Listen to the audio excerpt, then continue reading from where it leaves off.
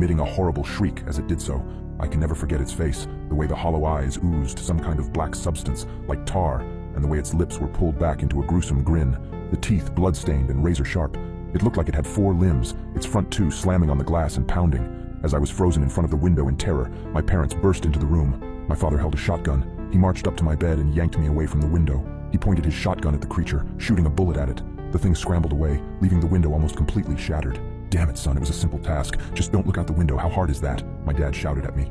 I wasn't processing his words. I was sitting on the floor, arms and legs splayed everywhere in utter shock. What the hell had I just seen? My mother ran to the bedroom door. She had tears in her eyes. "Is everyone all right?" she asked. "Yeah, we're fine. We still gotta get that creepy effing monster, though." "Nathan, get up. We got some work to do," my dad said. I got up as soon as I could. My dad thrust the shotgun into my arms and marched downstairs. He opened the basement door and descended, coming back with a machete and some kind of spray bottle. He sprayed the liquid onto the machete before walking to the front door and wait. "Dad, what are you doing?" I asked, confused. I was just traumatized, and now my dad is waiting at the door, machete in hand like he was about to kill someone. Instead of a response, my dad just hushed me. The house was quiet for several seconds before a loud banging and howling came at the front door.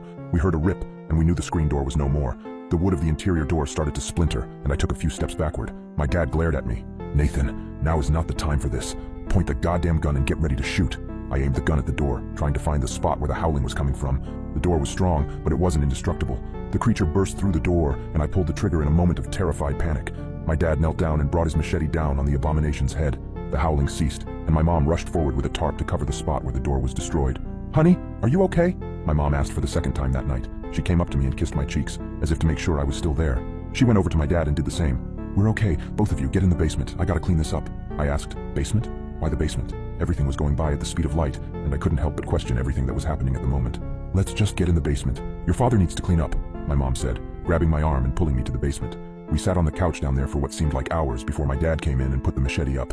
He sat on the chair in front of us with an exhausted sigh. The 3 of us sat in silence for a few minutes. In that time span, my brain was able to come up with a coherent sentence. "Dad, what was that thing?" He just looked up at me, eyes dark, and said, "Where do you think that howling came from?"